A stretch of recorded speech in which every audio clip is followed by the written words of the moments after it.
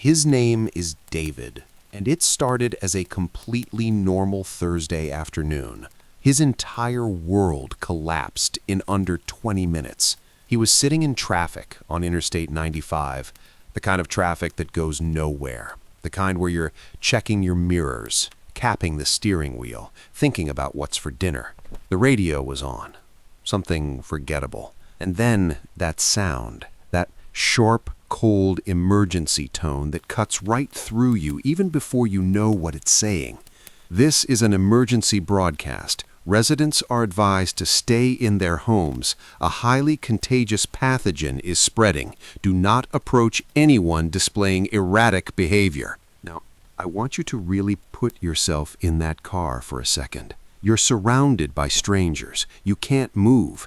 And somewhere out there, your wife is home. Your 7-year-old daughter is home. David's hands were already dialing before the broadcast even finished. The phone rang once, twice.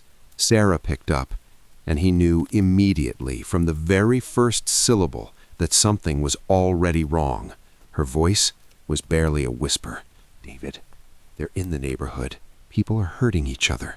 Someone is at our front door, and they won't stop." "Sarah," he tried to keep his voice calm. He tried so hard. "Take Mia. Go upstairs right now. Lock the bedroom." And then he heard it. Glass breaking somewhere inside his house. Sarah screamed. The call just dropped. No warning, no goodbye, just gone. That flat, empty silence where her voice used to be. David sat there, holding the phone. And in that moment, he made a decision that every single one of us would like to think we'd make. He turned off the engine, left the keys, grabbed the tire iron from behind his seat, and he got out of the car in the middle of the highway, and he started running. 5 miles on foot for his family. What he ran into out there, I don't think anything could have prepared him for it. The streets were unrecognizable, storefronts smashed open, cars sitting at every angle like they'd just been left mid-thought, a fire burning somewhere nearby with nobody trying to stop it. And the infected, they weren't slow, they weren't confused, they were fast, and they were angry, and they had completely lost whatever it was that made them human. About 2 miles from his house, one of them came straight at him, sprinting out of a broken pharmacy window, eyes wide open and completely empty. What happened next was not clean.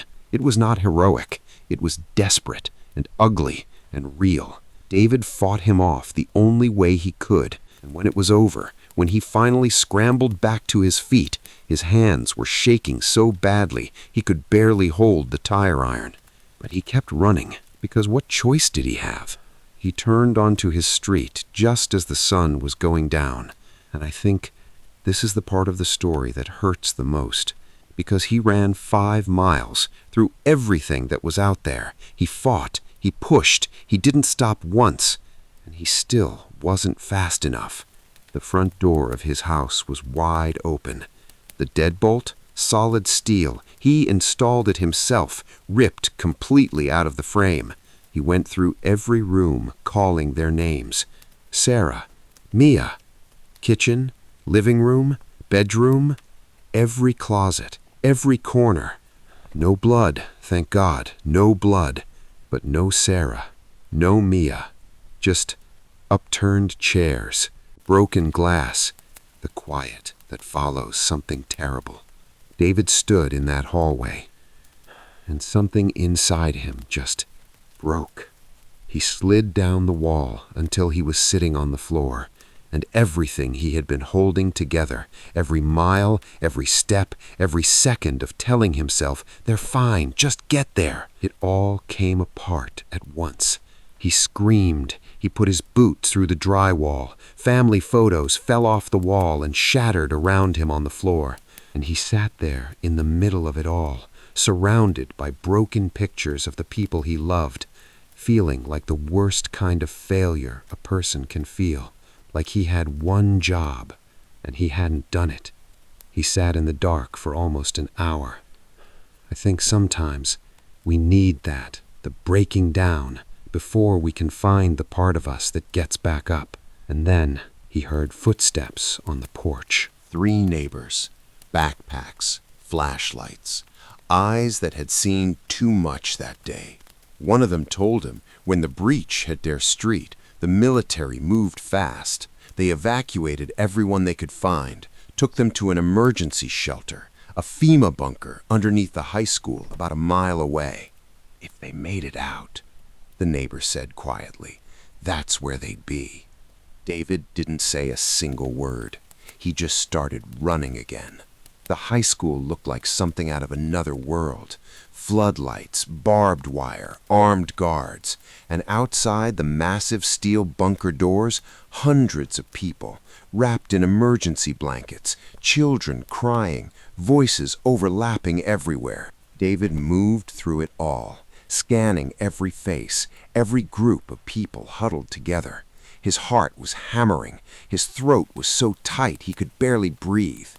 And then he saw it, a little pink winter coat with a reflective patch sewn on the left sleeve, the one Sarah had picked out at Target last November because Mia refused to wear anything that wasn't pink.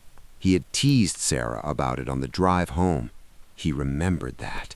Standing right there in the middle of all that chaos, he remembered that quiet, normal moment, and it almost took him completely apart. Mia? She turned around, and when her eyes found his face, this little 7-year-old girl who had been through God knows what that day, she just lit up. Daddy! She ran at him full speed, and he caught her and held her so tight, buried his face in her hair, and for just a second, the whole world went quiet. Then he felt another pair of arms wrap around his shoulders from behind. He looked up. Sarah. Dusty, a small cut above her eyebrow, shaking slightly, but there, alive, real. David pulled them both in close, and for the first time all day, he finally stopped holding himself together. He just let go and let himself cry. I think about David a lot when life feels heavy, not because his story is extraordinary, but because of what he chose over and over again when he had every reason to stop. He chose to keep moving. He chose them. And at the end of the worst day of his life, that was enough. Whatever you're carrying right now, whatever feels too heavy, too far, too broken to fix, I hope you remember that. Keep moving. The people who matter are worth every single step. If you want more stories like this, hit subscribe. I'll see you in the next one.